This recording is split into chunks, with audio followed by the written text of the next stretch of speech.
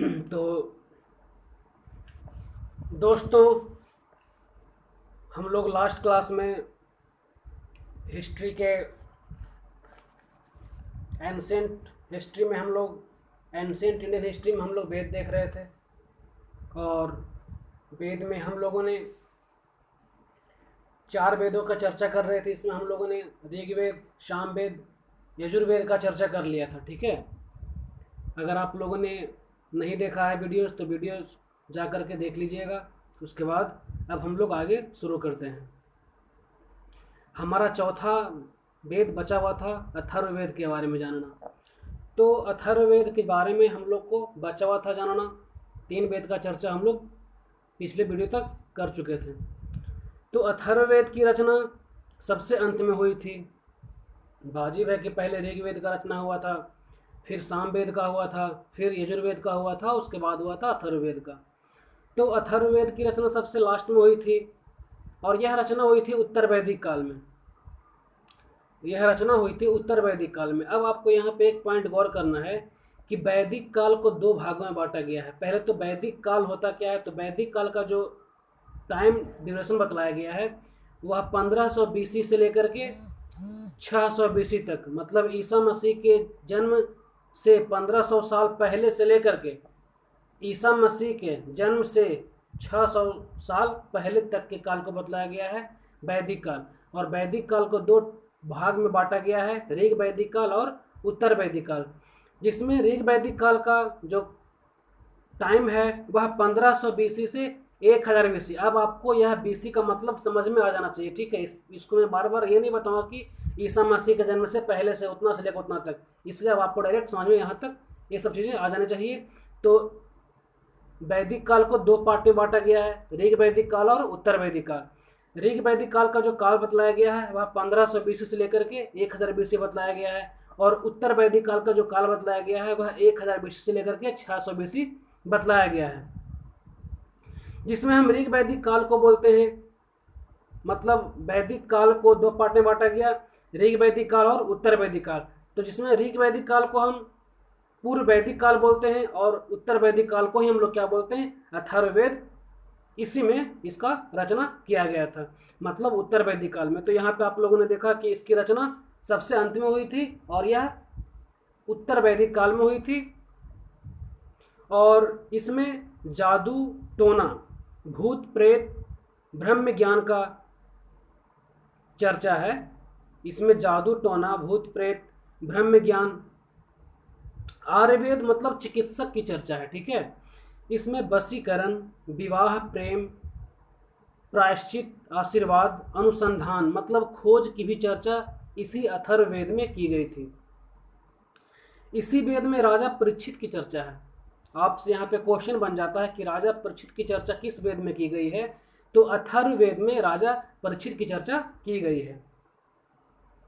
इसका ब्राह्मण ग्रंथ बोपत ब्राह्मण ग्रंथ होता है। अथर्ववेद का ब्राह्मण ग्रंथ का चर्चा किया जाए तो इसका ब्राह्मण ग्रंथ क्या होता है, बोपथ ब्राह्मण ग्रंथ होता है। ठीक है, इस वेद के रचनाकार अथर्वा ऋषि हैं, मतलब अथर्ववेद के रचनाकार कौन है, अथर्वा ऋषि हैं। ठीक है, अथर्ववेद के रचनाकार कौन है, तो अथर्वा ऋषि हैं। यहाँ तक कोई दिक्कत? चलिए, इस वेद के उपवेद मतलब अथर्ववेद के उपवेद को हम लोग शिल्प वेद कहते हैं। अथर्ववेद के उपवेद को हम लोग शिल्प वेद कहते हैं। जिसके विद्वान विश्वकर्मा हैं, जिसके विद्वान मतलब शिल्प वेद के विद्वान को हम लोग विश्वकर्मा के नाम से जानते हैं। अब देखिए आगे का पॉइंट है, वेदों को अच्छी तरह से समझने के लिए, वेदों को अच्छी तरह से समझने के लिए 6 वेदांगों की रचना की गई थी। वेदों को अच्छी तरह से समझने के लिए 6 वेदांगों की रचना की गई। पहला शिक्षा, 6 वेदांग में कौन कौन से वेदांग हैं, तो पहला शिक्षा है, दूसरा ज्योतिष है, तीसरा निरुक्त है, चौथा छंद है, 5वां कल्प है और 6ठा व्याकरण है। वेदों को अच्छी तरह से समझने के लिए 6 वेदांगों की रचना की गई थी। जिसमें 6 वेदांग कौन कौन हैं, पहला शिक्षा, दूसरा ज्योतिष, तीसरा निरुक्त, चौथा छंद, पांचवा कल्प और छठा व्याकरण की चर्चा की गई है, जिसमें शिक्षा को वेद का नाक कहा गया है। शिक्षा को वेद का नाक कहा गया है, ज्योतिष को वेद की आंख कहा गया है, निरुक्त को भाषा विज्ञान मतलब कान कहते हैं, निरुक्त को भाषा विज्ञान मतलब कान कहते हैं, छंद को वेद का पैर कहा गया है, कल्प को वेद का हाथ कहा गया है, व्याकरण को वेद का मुंह कहा गया है, और संहिता, तो आपने देख लिया शिक्षा, ज्योतिष, निरुक्त, छंद, कल्प और व्याकरण, जिसमें शिक्षा को वेद का नाक कहा गया है, ज्योतिष को वेद का हाथ कहा गया है, ज्योतिष को वेद का आंख कहा गया है, शिक्षा को वेद का नाक, ज्योतिष को वेद का आंख, निरुक्त को भाषा विज्ञान यानी कान कहते हैं, छंद को वेद का पैर कहा गया है, कल्प को वेद का हाथ कहा गया है, व्याकरण को वेद का मुंह कहा गया है। अब हम लोग आगे आते हैं संहिता। तो संहिता जो होता है यह चारों वेदों का सम्मिलित रूप होता है। अगला जो पॉइंट है वह संहिता के बारे में जानना है। तो संहिता क्या होता है? चारों वेदों का सम्मिलित रूप होता है। वेद त्रयी क्या होता है? तो आपने जस्ट वेदों के बारे में, चार वेदों के बारे में पढ़ा। उसमें हम लोग ऋग वेद, साम वेद और यजुर्वेद को क्या बोलते हैं? वेद त्रयी बोलते हैं। और इस तीनों वेदों को हम लोग पूजनीय, हमारे धर्म में क्या माना जाता है? पूजनीय माना जाता है। हमारे धर्म में क्या मतलब कि वेद त्रयी को पूजनीय माना गया है। ऋग्वेद, सामवेद और यजुर्वेद को क्या माना गया है? पूजनीय माना गया है। और अथर्ववेद को अपूजनीय माना गया है। मतलब अथर्ववेद को क्या कहा गया है? यह अपूजनीय है। अब हम लोग आगे आते हैं। आगे जो चर्चा है वह किसका है? उपनिषद का। उपनिषद का मतलब होता है समीप बैठना। क्या होता है? उपनिषद का मतलब क्या होता है? समीप बैठना, अर्थात गुरु के समीप बैठकर ज्ञान प्राप्त करना। उपनिषद का मतलब होता है समीप बैठना, अर्थात गुरु के समीप बैठकर ज्ञान प्राप्त करना। अब आगे का पॉइंट है जो अभी मैंने आपको बताया था ना कि वेदांत का अर्थ क्या होता है? वेदों के अंत में। वेदांत का अर्थ होता है वेदों के अंत में होना, अर्थात उत्तर वैदिक काल में, जिसमें रचना किसका हुआ था? अथर्ववेद का हुआ था। वही यहाँ पे आपको बताया गया है। अब हम लोग आते हैं उपनिषद के बारे में। तो उपनिषद 108 है, मतलब 108 उपनिषद का चर्चा किया गया है, ठीक है। लेकिन मान्य 13 है। उपनिषद का चर्चा 108 उपनिषद का चर्चा किया गया है, लेकिन मान्य कितने हैं? 13 उपनिषद ही हम लोगों को मान्य बतलाया गया है। अब उस 13 उपनिषद में कौन कौन है? तो पहला है इस, दूसरा है केन, तीसरा कठो, चौथा छांदयोग, पांचवा मुंडक, छठा जाबलो, सातवां श्वेताश्वर, आठवां बृहदारण्यक, नौवां प्रश्न, 10वां तैत्तिरीय, 11वां ऐतरेय, 12वां कौशितकी, 13वां मांडुक्य। 13 उपनिषद जो मान्य हैं, होते कितने हैं उपनिषद? 108, बट मान्य कितने हैं? 13। तो 13 में कौन कौन से आते हैं? पहला इस, दूसरा केन, तीसरा कठो, चौथा छांदयोग, पांचवा मुंडक, छठा जावलो, सातवां श्वेताश्वर, आठवां बृहदारण्यक, नौवां प्रश्न, 10वां तैत्तिरीय, 11वां ऐतरेय, 12वां कौशितकी, 13वां मांडुक्य। ठीक है, यह 13 उपनिषद का चर्चा मेनली रूप से हम लोगों को जानना है। अब आगे हम लोग कुछ नोट्स, कुछ पॉइंट्स देख लेते हैं, ठीक है। जैसे भारत का राष्ट्रीय आदर्शवाद सत्यमेव जयते को कहते हैं, या सत्यमेव जयते को माना जाता है भारत का राष्ट्रीय आदर्शवाद, और यह मुंडको उपनिषद से लिया गया है। भारत का राष्ट्रीय आदर्शवाद क्या है? सत्यमेव जयते है, और इसको मुंडको उपनिषद से लिया गया है, ठीक है। कठोपनिषद में नचिकेता और यम का संवाद है, मतलब संवाद मतलब वार्तालाप। कठोपनिषद में नचिकेता और यम का संवाद है। छांदोग्योपनिषद में पहली बार भगवान कृष्ण का उल्लेख किया गया है। छांदोग्योपनिषद में पहली बार भगवान श्री कृष्ण का क्या किया गया है? उल्लेख किया गया है। श्वेताश्वर उपनिषद में सत्यम शिवम सुंदरम की चर्चा की गई है। श्वेताश्वर उपनिषद में सत्यम शिवम सुंदरम की चर्चा की गई है, जिसमें पहली बार रुद्रावतार की चर्चा की गई है।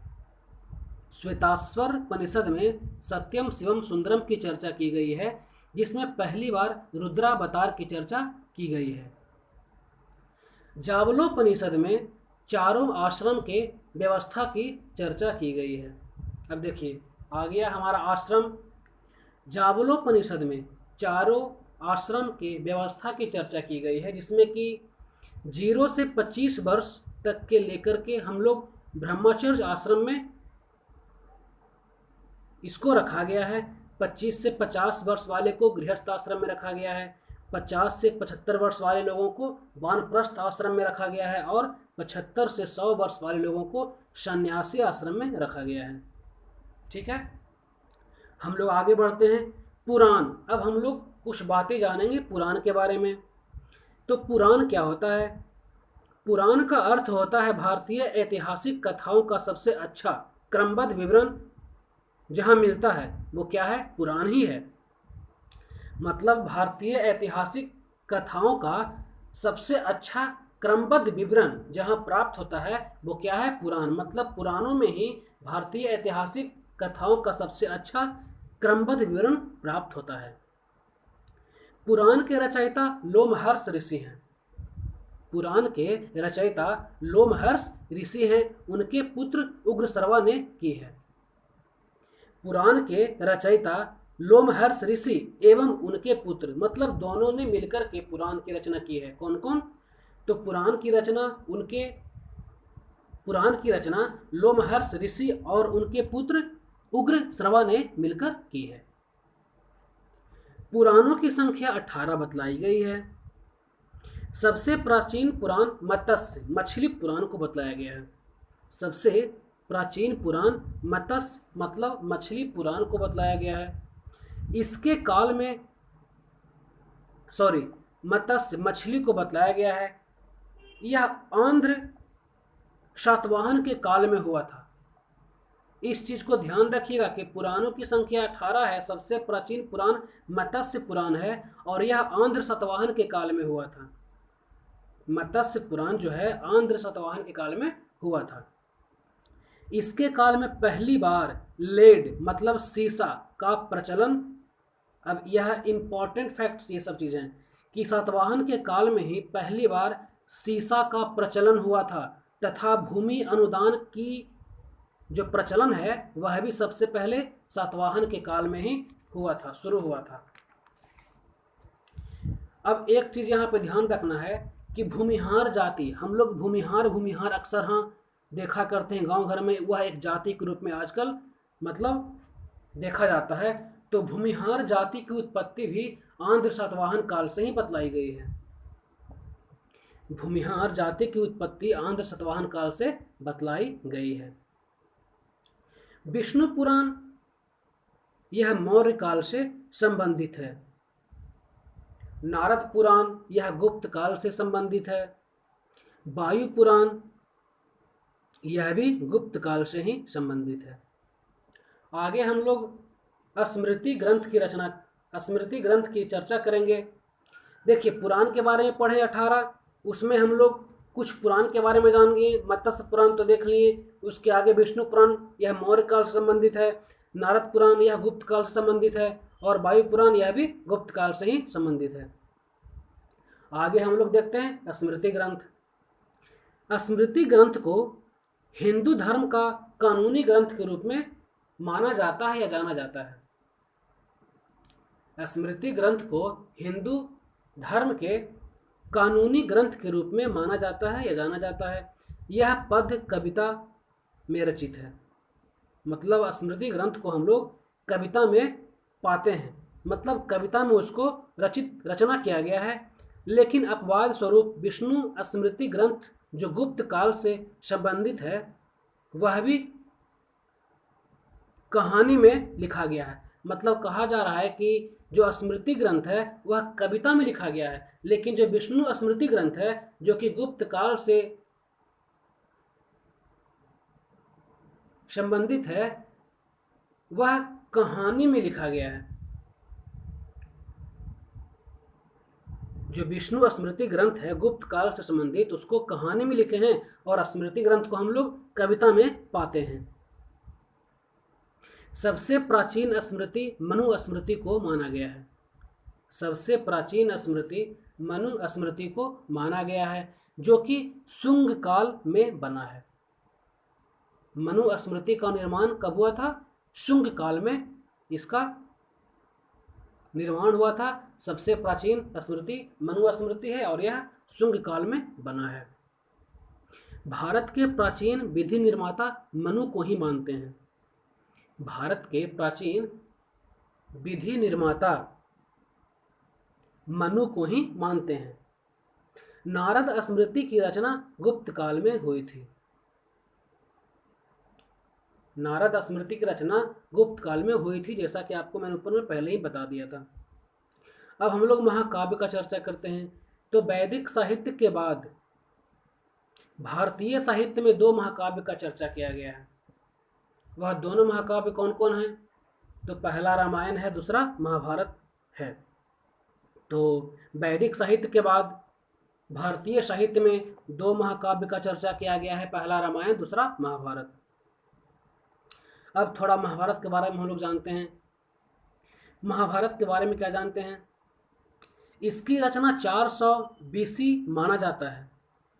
अंतिम रूप से इसका संकलन 400 AD माना जाता है। मतलब ईसा मसीह के जन्म के 400 वर्ष पहले इसका रचना शुरू हो गया था, और यह बनते बनते ईसा मसीह के 400 साल बाद तक यह इसका रचना चला। इसलिए इसका अंतिम संकलन 400 AD माना गया है। इसके रचनाकार महर्षि कृष्ण द्वैपायन वेद व्यास जी को कहते हैं। पहले इसमें 8800 श्लोक थे, तब इसका नाम जय संहिता था। जब 24,000 श्लोक हो गया तब इसका नाम भारत कहलाया। अब भारत जो है वैदिक काल में एक वंश का नाम था, उसी के नाम पर 24,000 श्लोक होने पर इसका नाम क्या कहला गया? भारत कहला गया। जब इसमें 1,00,000 श्लोक हुआ तो इसका नाम महाभारत पड़ गया। ठीक है, यह विश्व का सबसे बड़ा महाकाव्य है। हम लोग महाभारत को विश्व का सबसे बड़ा महाकाव्य के रूप में जानते हैं।